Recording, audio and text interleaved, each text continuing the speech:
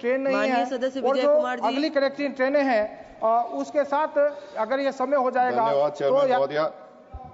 आपने मुझे बोलने का मौका दिया रेलवे बजट पर। और मैं 2014 से एमपी हूं और हर वर्ष मुझे लगता है कि चिट्ठियां मिनिस्टर साहब के ऑफिस में, जीएम के ऑफिस में, डीआरएम के ऑफिस में, जेडआरयूसीसी की मीटिंग, डीआरयूसीसी की मीटिंग,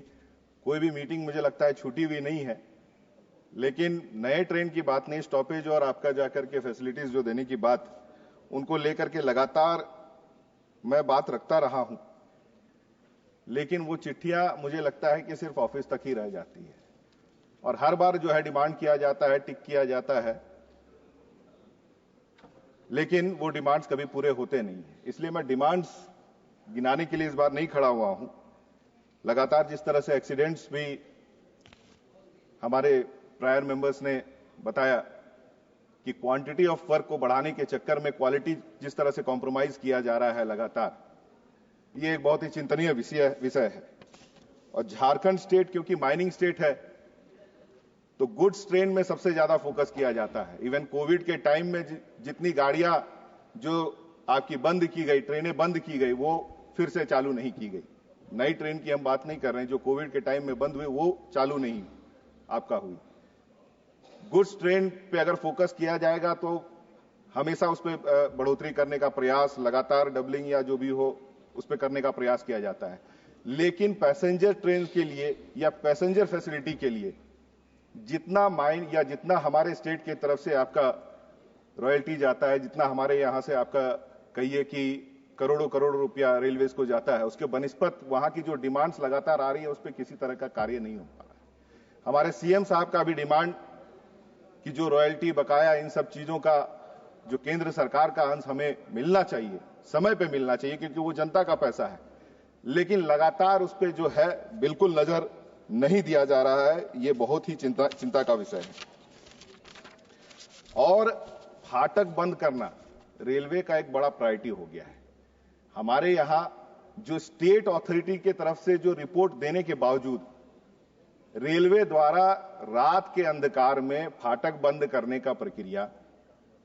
और जो रिपोर्ट में लिखी जाती है स्टेट गवर्नमेंट के तरफ से कि ये जो फाटक अंडरपास या जो भी दिया गया है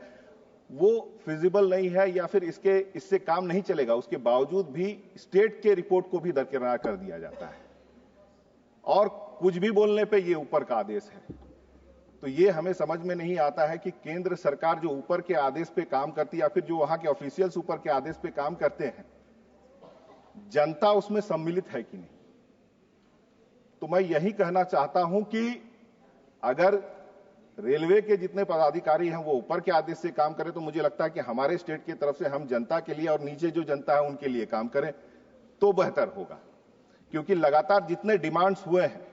उसका कोई पॉजिटिव फलाफल जो है अभी तक देखने को बिल्कुल नहीं मिला है। और 10 साल मैं इसलिए आज उन सभी चीजों को रिपीट नहीं कर रहा हूं कि कई पेपर्स, चाहे वो आपके जीएम के ऑफिस हो, डीआरएम के ऑफिस हो, मिनिस्टर साहब के ऑफिस हो, 10 साल से ऊपर हो चुका है, वो पेपर यूं ही पड़ा रहता है। आप अन्य जगह पे लाइनें बिछाएं, ट्रेनें दें, कोई दिक्कत नहीं, लेकिन जहां से सबसे ज्यादा राजस्व आपको आता है वहां के स्टेट की तरफ से जो डिमांड्स रहती है, अगर उसकी कोई सुनवाई नहीं होती है, ये बड़ा दुख का विषय है। और इसलिए मैं कहना चाहूंगा कि झारखंड राज्य भी जो है लड़कर के ही अलग हुआ है और लोगों की अब ये मानसिकता हो गई है कि गुड्स ट्रेन तो लगातार बढ़ाए जा रहे हैं, लेकिन पैसेंजर फैसिलिटी की ओर जो है कहीं कोई काम अगर नहीं हो रहा है तो क्यों नहीं इन सभी चीजों को बंद किया जाए। रेलवे अगर जब पैसेंजर लोग की ध्यान नहीं रखती है, लोगों का ध्यान नहीं रखती है, तो ये गुड्स ट्रेन चला करके सिर्फ हमारे वहां के लोग धूल और जो है नुकसान, राजस्व का नुकसान लें। मैडम बहुत जल्दी समाप्त करूंगा, इस बार मैं लंबा डिमांड्स नहीं अपना खींच रहा हूं। जो दुख है वो हमारी यहां की जनता की, उसको मैं दर्शाना चाहता हूं कि लगातार 10 साल से डिमांड्स मैं रख रहा हूं, लेकिन या फिर हमारे यहां से जो भी डिमांड्स आ रहे हैं और जिस तरह से स्टेट अथॉरिटी की रिपोर्ट्स के ऊपर भी जो रेलवे जिस तरह से एक तरह से कहिए हिटलर शाही तरीके से काम कर रही है, मुझे लगता है कि आज झारखंड अब ये पोजीशन पे खड़ी है कि या तो आप हमें दें, 10 साल से उम्मीद में हम बैठे हैं कि आप हमारी जो डिमांड्स है उसको आप देंगे, या नहीं तो फिर हम प्रेम से अपना जो है अपने तरीके से लड़के, जिस तरह से झारखंड अलग हुई लड़के, उस तरह से लड़ करके हम अपने डिमांड्स को अपने यहाँ के जनता के लिए लें। यही मेरी बात है। इन्हीं बातों के साथ बातों को विराम करूंगा। बहुत बहुत धन्यवाद। माननीय सदस्य श्री थोल तिरुमा वलावन जी।